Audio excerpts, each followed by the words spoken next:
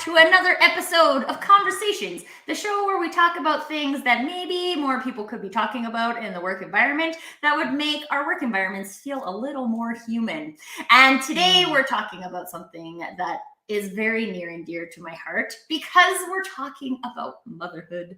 And for those of you who don't know, but this would be weird if you didn't know it about me, I'm a mom.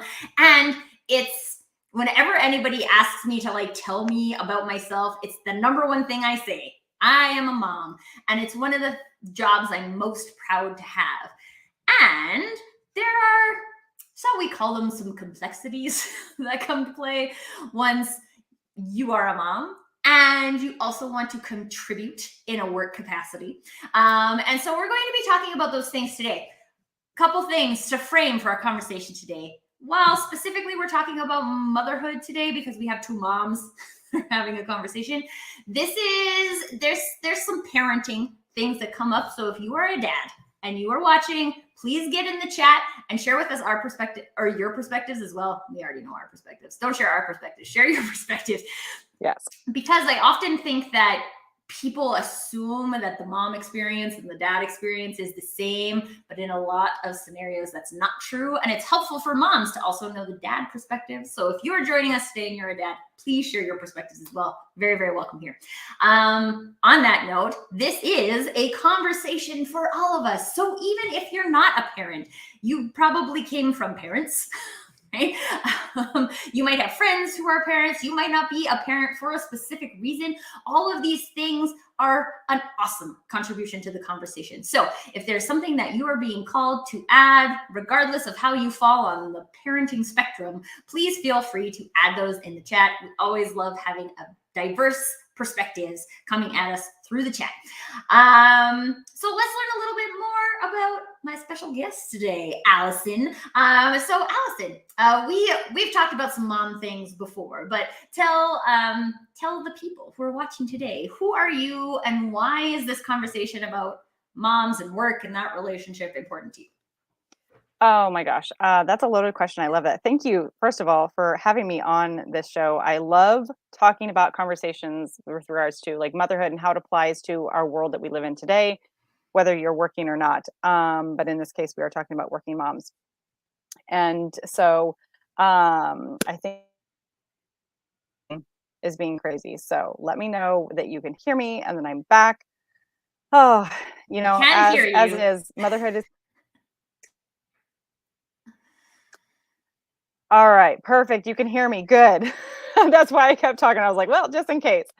All right. So, man, motherhood threw me for a loop, guys. Drop in the comments and let me know if it hits you like a freight train too. I totally wanted to be a mom. I couldn't wait to be a mom. And luckily, my husband and I, we were at a point in our lives where we waited a few years. We knew we weren't ready yet. And then one day we were ready. And so we started trying. And long story short, we did have a little infertility story before we ever even got pregnant. So been on that journey. And I've been working the entire time, but I also knew that I wanted to be present with my children. I knew that I didn't want to work a job where the majority of my paycheck was going to pay for daycare. So we made a decision early on that I would step back from work, which at that point was a restaurant that we co-owned, and focus on raising our children. We had one boy at that time. And it was the best decision. I loved it. But I will tell you that I lost pretty much all functioning brain cells, all sanity. It all went out the window. After baby number 2 came along, I struggled with postpartum rage, which I didn't even know was a thing. So it's been quite the ride. And I think finding a way to honor that beautiful, crazy, chaotic transition from maiden to motherhood, matrescence, if you don't know that word, I think it's a beautiful word, is super, super important. And we don't in this society, in my opinion, honor it, acknowledge it, support that transition. And so that is why I think these conversations are so incredibly important. Oh, so true. And I know that sometimes we have people who are watching this show from different countries. So I would love to hear too, we're going to be our experiences are as a North American experience. So if you have an experience in a different country, we would love to hear that as well, because I know that it can be very different the world over. And I love how Andrew is saying that the hardest working people in the world today are moms. Thank you. Amen. Thank you, Andrew. And yes, this is why I think, again, for those of you who have watched the show, the reason why I focus on conversation is that I believe that conversation gives us access to new ideas. So right now, maybe there are some limiting beliefs in the workplace about moms and what moms think is important and how they can contribute in a work capacity while they're raising children. I had a similar experience to you, Allison, where I was like, not only just spending my money to send my son to daycare, but I was spending my money to go and do a job that I was mostly indifferent about to pay for my son to go to daycare. And I was like, but my relationship with him is very important and meaningful to me. So now I'm spending all this time like erasing the meaning from my life, and that seems crazy. So how long can I do that without actually thinking that I'm crazy? And that's why I ended up quitting my corporate job. And one of the primary reasons I want to bring this conversation to light is that most organizations, whether that is a restaurant, whether that's a corporate job, whether that is, I mean, like pretty much anywhere, Walmart, right? Like there are people who are moms that are working there. And I want to start the conversation today on this concept of like work flexibility, because I think this is one of the big reasons why moms choose to leave the workforce, is that they don't have that flexibility. And sometimes in environments like in restaurants, I'm thinking healthcare as well, right? Like the system isn't built to have that flexibility. And so we just kind of are like, boop, like, sorry, we'll opt out.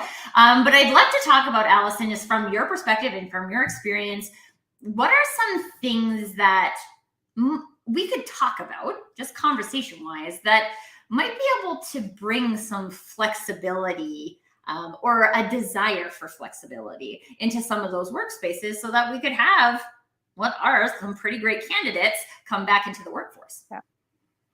Well, I will say that, this is not political whatsoever. I don't want to, whatever, but like 2020 in a way was a big blessing in that it forced people to look at the work environment differently. Okay. So whatever side you stand on with like how COVID went down and what all happened, the key that I think we need to remember is that at that point in time, everybody was scrambling to figure out a way to still work, right? And I come from a world in direct sales where we can work from wherever, right? And then I'm an entrepreneur. I've created my own business. And I grew up watching my parents do the typical job. Like, luckily, my mom was blessed and worked like part-time, and she could pick us up and do all the things and be there. But my dad wasn't. He was a teacher and a coach, and he was gone all the time. And so I knew when we had kids, like I wanted that flexibility. My goal was to somehow get my husband out of the restaurant industry, because that industry does not have much flexibility and the hours are insane. And so there's going to be some industries like the restaurant world that, unfortunately, depending on your position, there just probably isn't much flexibility, because you actually have to have boots on the ground, but so many other jobs and companies and industries are now open to considering how you can be flexible. Since we have the internet in the palm of our hand 24/7, it's kind of nice in a way, because the workday doesn't have to be from 8 to 5 when everybody's sitting at their desk, right? And I don't know about you, but I could not stand being like, my brain and my body don't function well on the 8 to 5 schedule. Like, my prime time of day isn't necessarily within that window. Sometimes it's after 7 p.m. and the kids are in bed, and I can finally sit back and go, okay. And then it's all flooding out of me. That's just how I function. And I think if we took a look at honoring how everybody functions, optimally, what works best for them, you're going to get a lot more productivity. You won't have to force people to work 40 hours a day where they're sitting at their desk going like this, like, how much time do I have left? Oh, okay. All right. This email is going to take me at least an hour. Whereas if they're able to work 4 to 6 hours a day and crank it out whenever they want, the work is going to be so much better. Their energy, their vibrations, everything is going to be so much better, which just goes out throughout the world. So that's my 2 cents on that topic. Yeah, and I really agree with that because I mean, my personal experience, and I've shared it a lot on the show, is that like there were jobs that I had where I sat for 6 hours a day because it only took me 2 hours a day to do my job. And when I think about, I mean, like I was like I had just graduated at the time, right? So I'm just like, this is what work is, dum dum dum. But like from a more knowledgeable perspective, if there is a job in an organization that legitimately by somebody who's good at that thing can be done in 2 hours a day, and the value that it brings to your business is X amount, then why can't we just work the 2 hours? I mean, like, quite honestly, what we're doing is we're wasting human time and potential. We're not hurting the business because, like, literally, I got so good at Minesweeper. Like, and so good. I beat all the levels. But then you're like, well, now I need a different game to play it because I beat all the levels of Minesweeper. But this is the thing, is that I think if we look at those examples, we can find flexibility in the work environment that could say, well, like, why couldn't a mom who only wants to work a couple of hours a day come work while the kids are at school and then go home and be a mom, right? Like it's available. And so I think it's just, again, if it's not part of the conversation, then it's not available. But if we can make it part of the conversation, then we also give people who are passionate about doing things that are maybe part of a job the opportunity to get into the workforce, instead of saying like, you have to work 8 hours a day, or like my mom was a nurse, right? You have to work 12-hour shifts in order to do this job. And like, quite honestly, for me, one, I can't stand the sight of blood, so I never could have gone into healthcare anyways.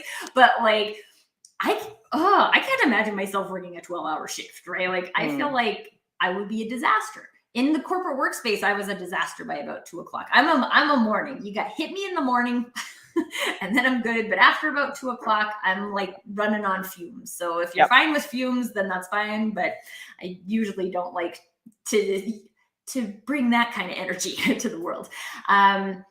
But yeah, I just think that they're, even in the restaurant industry, right? Like, yeah, sometimes they have to work late, right? And it is easier.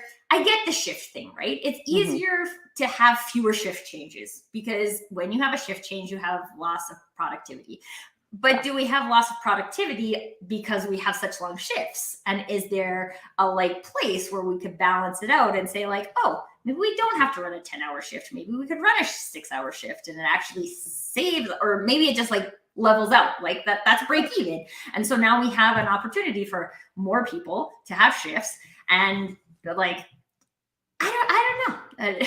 Midday siestas. Can we all have midday siestas? Yes, Kim. Oh my God. I love Europe for that. And the entire month off. Like, can we please be Italian?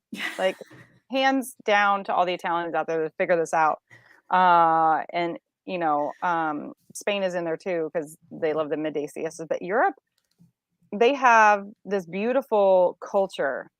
And it's so funny. I've talked to a lot of European friends of mine, and they're like, we just don't get why you guys like work so much. Like, why do you, and they're like, what's wrong with you people?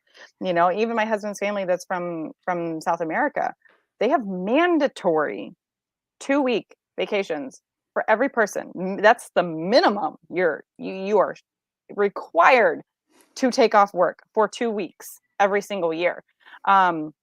I wonder what the statistic is for how many Americans get paid vacation.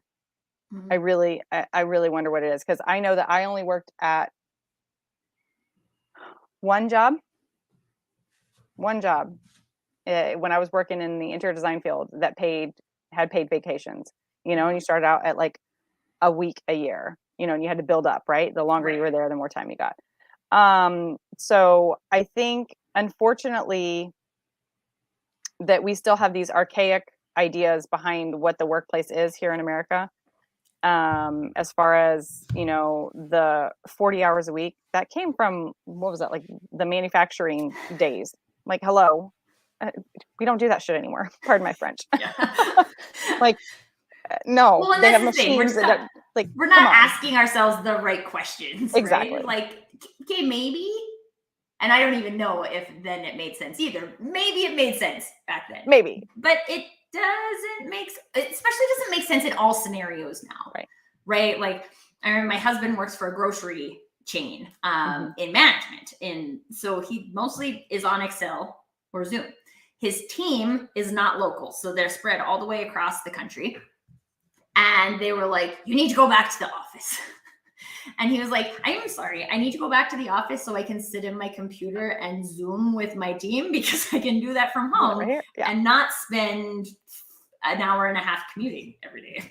And I get to have lunch with my son and my wife and all of these things that add to your own mental health, right? Yes. And so he's just decided he's not going to do it until someone calls him out and says it's a problem. And that depends on your management structure. But again, that's a decision that they're making it cross the board, because people who work in the store have to go to work in the store. Right? You're stocking shelves. You have to go to work at the store. But if you're in corporate, you don't have to go to the office, especially if your team isn't in the office, right? Like, if your team's in the office, then maybe there's team building things that happen in there. That's a conversation for another episode. But it's just like, again, are we asking ourselves the right question? I want to bring this question in because Andrew's talking about how it's impossible to not bring your work home and your work home and your home to work. And while I do agree that I think people understand, or maybe are talking more about family now, there's still this concept of like, this next piece is about like, what if your kids are sick? Right. And this is something that comes up a lot for me. And if we have dads in the audience, I would love to hear your perspectives on this one, because in our family, if Nicholas, my son, is sick, I deal with it. I move my meetings. I go and pick him up, right? Like, I take him to the doctor. I do those things. And I think it's pretty common for the mom to do those things. And so it's interesting, because at the same time where I'm like, okay, yes, we've decided as a family, we want this flexibility. Hence, I'm running my own business, and I do have more flexibility because I'm running my own business. There's still this just like expectation that the mom is going to do it. When my son was in daycare, they would never call the dad first. If there was anything wrong, they would always call the mom first. They would call the dad second. And it's one thing about women being the glue in the family, and a completely different thing when there's this. I saw this cartoon once that was about like the mental load. Yes. So you want to talk about the mental load? I would love to talk about the mental load. Oh my goodness. Yeah, I think, well, first I want to touch on, this is like tugging at me to share, the whole concept of work-life balance is a crock, because it's never going to be balanced. It is a blend. And I think we need to be having those conversations and understanding that sometimes, some days, some moments, there's going to be more work, and then other days there's going to be more life. It is about this blend, and finding what works best for you, because you're never going to have 50% work and 50% life. Like, it's just not how it's going to work. And so I think more people need to be open to what that blend looks like and feels like for them, because the more we force ourselves to do things because we're supposed to do it this way and this is how it's supposed to be, and like that forcing stuff just like it doesn't feel good. It doesn't turn out good in life. And so getting in tune with what works best for you and your family is super, super important. And so back to, what was I, sorry, that was a total tangent, I think. But mental load. Mental load. Oh my God. Okay.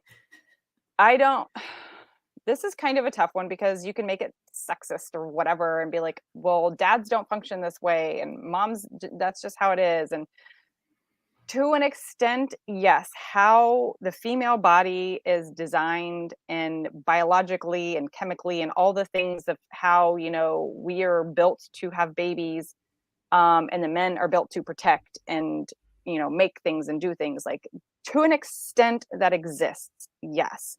There's also the personality thing. Like, in most pairs that come together and create a family, it is balanced. Like, they're not identical. One person is better at one thing and the other person is better at other things. Like, we would not survive if my husband paid the bills. I took over that a few months after starting dating because of this shit's not working. So just let me just take it from here. And he makes jokes all the time. Like, people will ask him questions about business or whatever. He's like, I don't know, you have to talk to my wife. I don't look at it. He literally does not process it whatsoever. But there's other things like Legos and making things with the kids and crafts and science stuff. And I'm like, that's daddy. I don't, So we've decided that that's his world. And then, I'll do the spelling words and the math, and like, we've got it divvied up, right? So I think it's an important conversation to have for parents before you have kids, to talk about, like, okay, what is this going to look like? And then have that conversation once you do have a child, because everything changes. It does not go the way you think it's going to go. It gets royally jacked up in this beautiful, wonderful way. And then all of a sudden you're sitting there going, okay, well, that didn't pan out how I thought it was going to pan out. So we need to reevaluate what's going on here. Inherently, I'm the worrier. I'm the one that's thinking, okay,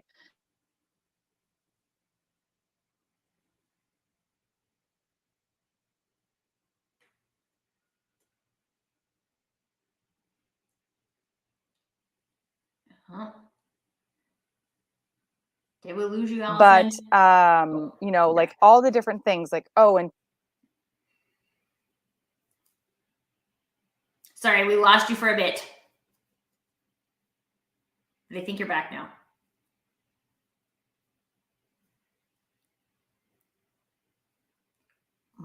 Maybe not.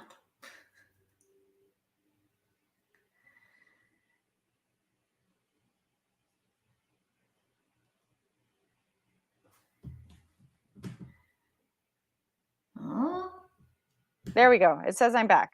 Yep, Can you hear you're me? back. Okay. I don't know. This is the crazy. Usually the internet goes out here when it rains, because South Florida, it rains, like whatever. I don't know. But anyway, what I was saying is, it's important to rehab those conversations as the different stages, in life change, because newborn stage is different than, when you have a 1-year-old stage. It changes. And then you got toddlers, and then are they going to preschool? And so always keeping those open lines of communication and letting your partner know when it's too much. I personally held on to a lot because my husband was so insanely stressed out with his job and in a bad place, like that. I was like, I don't want to unload any more on him. So I'm going to take this. Not a good idea. Did not go well for anybody. So open forms of communication. And I think like, that's kind of my passion project, is reaching out and talking to moms and letting them know that there are support and tools and, things that they can get a hold of, and not be afraid to ask for help. Like, it's not a sign of weakness at all. In fact, it's a sign of strength to admit, you know what, I need some help. It's too much. I can't, because otherwise what's going to happen? You're going to hold on to all of that mental load. You're going to remember all the things, and you're going to build up resentment. And then things are going to start falling off, and you're going to get mad at yourself, and you're going to get mad at your spouse, and you're going to get mad at, everybody else, because you just weren't able to carry this ginormous mental load that you weren't meant to carry alone. This is why we used to live in communities and why we need a damn village. Which we still need. Yes. And we actually have a greater capacity to access that nowadays because of the digital arena, if we are using our digital arena for that. Agreed. I think this is important because, so to bring it back to the work conversation and how moms show up in a work environment, there's that mental load doesn't go away when you go into the office or into the hospital. And so what are some things that what are some things that you think that would, this is just brainstorming, of course, but what are some things that you think we could do to just, maybe it's even us, maybe it's us stopping pretending that everything is fine. Ding, ding, ding. Yeah, that's a good place to start. It's a great place to start. Yeah. I think say no. That's a big one. I had to step into that one. Again, 2020 was my back. It was fantastic. I had signed up for all these things. I was on boards. I was in organizations. I was going to meetings. I was doing all the things, right? Because you're supposed to do all the things, right? You got to do all the things.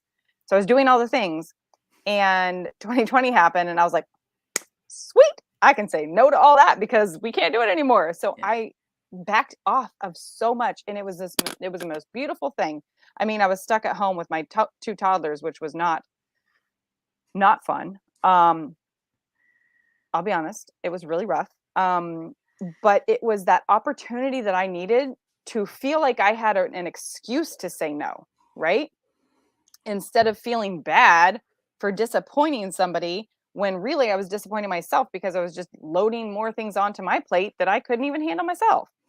So I think definitely learning to say no. And one thing that I find was super difficult for me, I was never good at this because I was raised by a dad that is very like, you always have to be working. Like, you can never, I'm not even kidding you, he would wake us up on Saturday mornings when we had nothing to do, like no sports, no nothing to do on the calendar.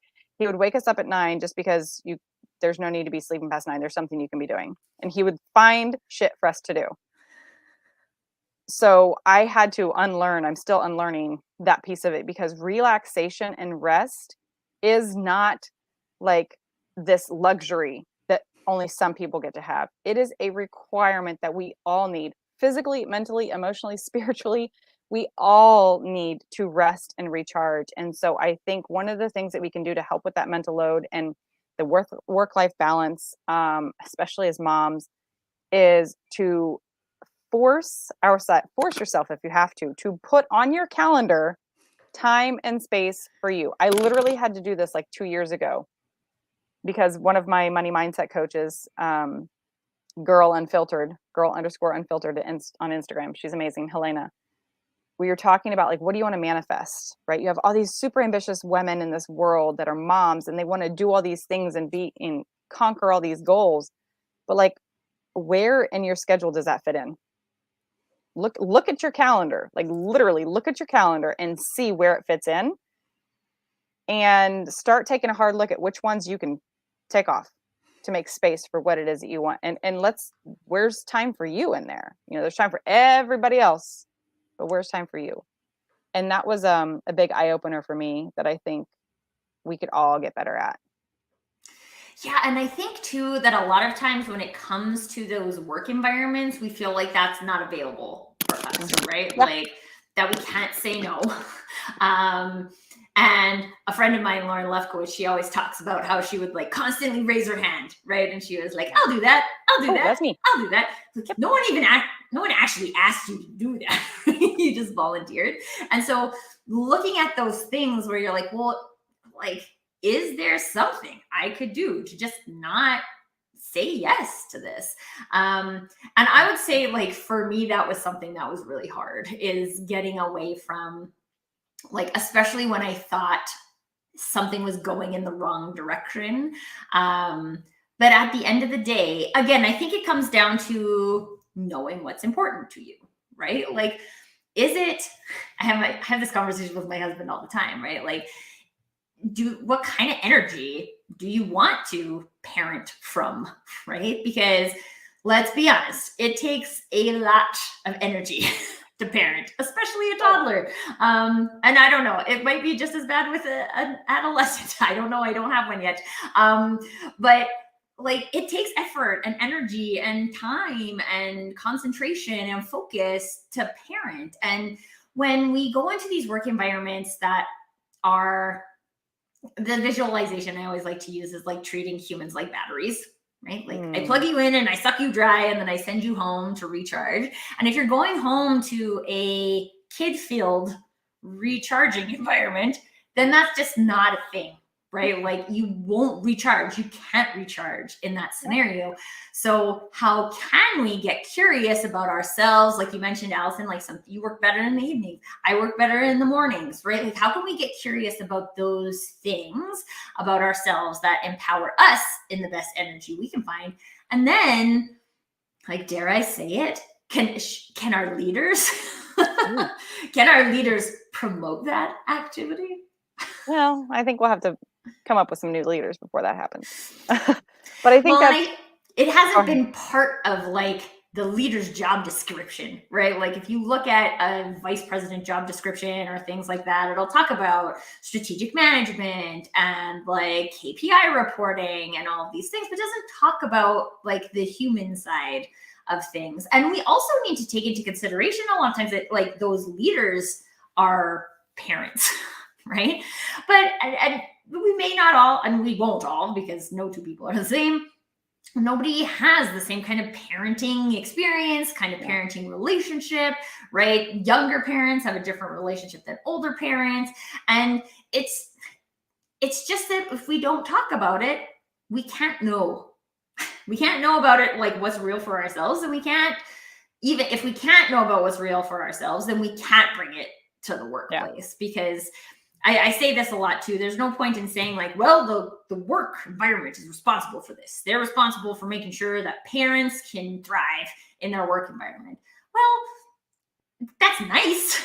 It's I'm not going to say no to that, but at the same time, if I create that space and then a whole bunch of parents come into it and just do things the old way and sit at their desk for 6 hours a day playing Minesweeper, then like I can't help you, right? So at the end of the day, I do think it has that personal accountability that we need. Well, it starts with awareness. It starts with awareness. Like we each individually have to be aware of like where our energy is going and what's best for us, right? We live in a world, at least here in North America, where we are educated from a very young age to like follow along. This is the path. You go to college, you do the things, you get the job, you like cogs in the wheel, right? Like don't think about it. This is just what you do. And while yes, that may be a way that we need certain jobs filled, yes, but what sort of world might we live in if we allowed people to tap into what they're best at, even if it looks a little different, you know? My husband and I are exact opposites. I was the perfect rule follower. I am the oldest child, type A. I got all A's in school. I'm an excellent test taker. I can pass any test and forget it the next day. It's beautiful. He, on the other hand, is extremely intelligent, horrible at school, terrible test taker, not a good reader, but so much smarter than me. And unfortunately, because of the school systems, like he was not encouraged in ways that allowed him to thrive.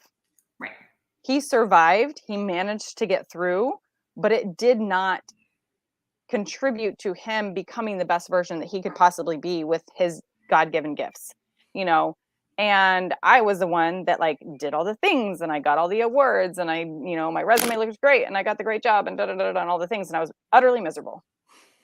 And so I think starting from a point of awareness and bringing it back to parenthood, and this comes into play as we're parenting our children and being aware of their individuality, their personality traits, what they're good at, what they don't like, and how can we embrace and encourage them to go after the things that they're good at, but then also like kind of work on the things that they're not so good at, in a balanced, blended way. I personally love the Montessori style schooling because it allows that. Whereas traditional schooling, at least here in America, is just like, yeah, not a fan. And so I think it just becoming aware of how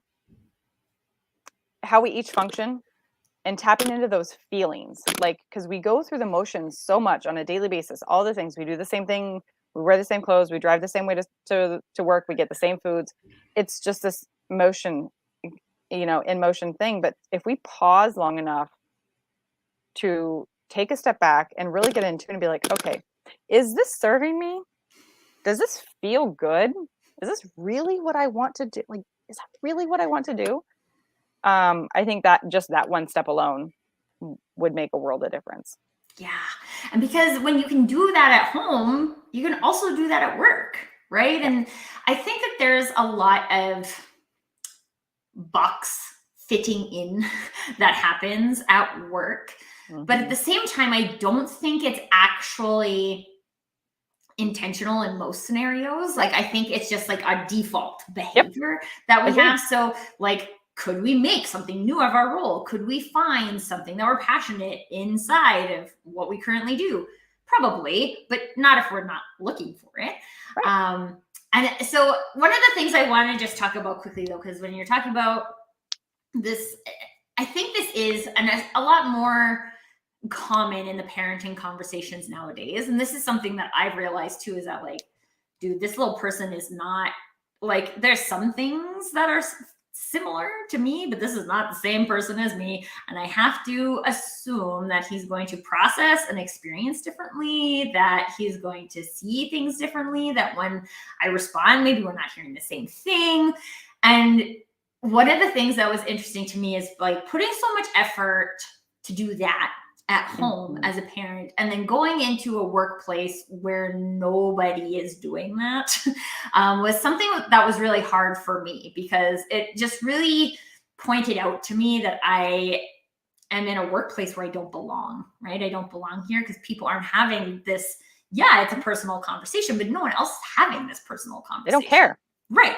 And so, like, how do we find our people, Alison? How do you go about finding people who are like you? That if maybe we can't find this in a work environment, or if maybe it's not, like, if you work for a big organization and it's not, like, on the list of culture things, but there are likely other people like you who are somewhere. Like, I worked for a very small startup, right? So there wasn't a lot of places to look, but if you're in a bigger organization, there generally are places to look. So what are some of those things that can help us connect with those more meaningful people?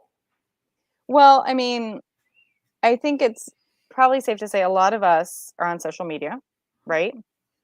So, well, let me ask you that. Are you speaking, like, just within your workplace, like finding those people in your workplace, or are you talking in general? No, I'm talking in general, because I feel like having those people is the thing that allows you to keep making progress in that arena, regardless of where they are. Yeah, no, 100% agree. And I can't remember which book it is. Oh gosh, I can't remember. One of the famous personal development books talk about, you are the 5 people that you're surrounded with, right? And so taking a look at who are the top 5 people that you follow on social media, like, who catches your attention the most? Do they make you feel good? Like, what are the thoughts that are generated? What are the feelings that are generated when you see their posts? Is it this amazing empowerment, like, oh my God, that's so awesome, that's so inspiring, I love that, woo? Or is this like, ugh, I can't believe she got that. Like, wow. Like, ew, does she really feel that way about motherhood? That's terrible that she said that. Like, which vibe does it create? The people that you're hanging out with at work or outside of work, your friends, even your family members. I think we finally come to a generation in a place in time where it's acceptable, in a way, kind of, for us to say, you know what, you are my family and I love you, but, like, maybe we need to spend less time. You know what I mean? Like, maybe there's less things that we can do together. I think Kim has heard me talk about that before, because I have given myself permission to have that relationship with my family. I love that phrase. Give yourself permission to evaluate and cut out people, whether it's via social media, work, family, friends, whatever. Cut out the people that are soul sucking and energy sucking and not bringing joy and happiness and high vibrations to your life. And I just think that's so incredibly important. It has been a huge journey for me. I know that I have found, I think a lot of times if we stop and look at it, God, the universe, whatever you want to call it, tends to place people in our life, and all of a sudden you're like, wow, this is so beautiful, I can't believe, or when you wake up and you're like, whoa, okay, so I know what lesson I was meant to learn from there. Whoop, we're just going to move on from that. But again, the awareness of what sort of energy, what sort of values and integrity are you surrounding yourself with?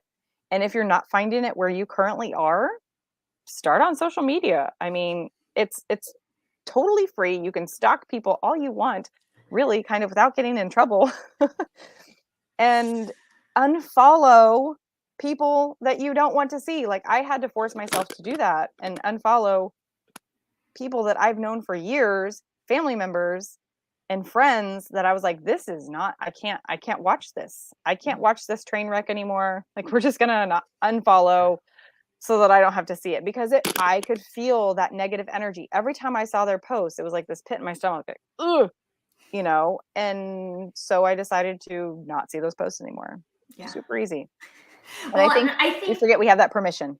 Yeah, well, and that's the thing that I was going to say, is that we forget we actually have the power to do that, right? And I think sometimes it's because we think that's what everybody sees, right? So I always say, like, I think there's like 800 and some million users now on LinkedIn, right?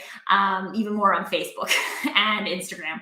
And I have 6,000 people in my community, right? Like, that's a very small window into 800 million. Yeah. Right? And it's specifically curated around people that I just, because Andrew just happened for this, right? People who I feel like see me, who hear me, who value me, who understand me. And maybe they are. I always say this because I have a client that I work with in South Africa. And we once mapped how far it was from where I am in Canada to where she is in South Africa. And it's almost literally half a world away. And I was like, oh, cool. You can find your people half a world away. That's the nice thing about the digital environment, is that you can do that. And like, Kim, I love this. This is happening right now for me. You can follow inspiring stuff. You can. Tracy and Alison are giving you permission. Go follow the inspiring stuff. And unfollow news and all the crap that's negative and lies. Anyway, Well, sorry. At the end of the day, I think it comes down to also a belief, and we can get to permission as well, but starting with a belief that you deserve to exist in an inspiring environment, right? And there's a lot of us who have uninspiring work environments. There's a lot of us who have very stressful home lives, right? Like, I have friends who have 5 kids, and some of them have like severe illnesses, right? Like, this is not like, yes, there's love and goodness there, but it's stressful too, right? And so we get caught up in all of this doing and all of this, like, I don't know why I always think of the concept of work as like the color gray, because you just like go and it's gray, right? Like, it's not bad, but it's just this blah. And blah is not the same as inspiring. Right? Inspiring to me is like a confetti of colors and balloons going all over the place. There's like movement and color, and gray is like sedentary. It's just gray. So you have to believe that you deserve that, right? I believe you deserve that. I believe every human deserves that. And innately, like, not just because you've done something. Right. You don't have to earn it. You're just born. You're born. You exist. With this right. Yes. Period. Yeah. And when we can find those things, and it doesn't have to be, another thing that seems to come up a lot with my clients in particular is that, like, I don't have like a big group, right? Like, I have just this like really small group of 4 people. Like, that's awesome, right? You don't need to belong with 100 people, 1,000 people. You need to have a place where you feel seen, heard, valued, and understood. That could be one person. That could be at Tracy's LinkedIn live show. That would be great. Andrew must think that because he comes all the time. But just having that place where you're like, yes, this is my place. And sure, maybe at this point in your journey, you have to spend time in other places as well. And all of us have, as much as I focus on like following people and creating community of people who inspire me, that I feel like I can equally inspire, I don't feel inspired all the time. Right? No one does. No. So it's not a going for a 100%. It is I have these places that I can go to refill my battery. Literally, that is where you go to refill your battery. And it's just, if you don't have it, you don't have a charged battery. My son once, I think I've shared this before, but we were driving in the car. I think he was about 2. And I was like, oh, we need to stop for gas before we get home. And he was like, yeah, because if we don't have any gas, we're not going anywhere. Yeah. I was like, facts. 2-year-olds, like, yes, kid they facts. get it. Yeah. I need, as a human, I need that fuel as well. And yeah, the quantity doesn't necessarily drive the fuel. Maybe it does drive the fuel, but not the fuel. But quality definitely does. Agreed. Yeah. Agreed. Awesome. Oh, I feel like we could talk about this all day, which I think I say at the end of every episode, because I just get really excited about having these types of conversations. Alison, before we wrap up for today, where can people go to find you if they would like to connect more with you and hear more of your perspectives on this most important topic?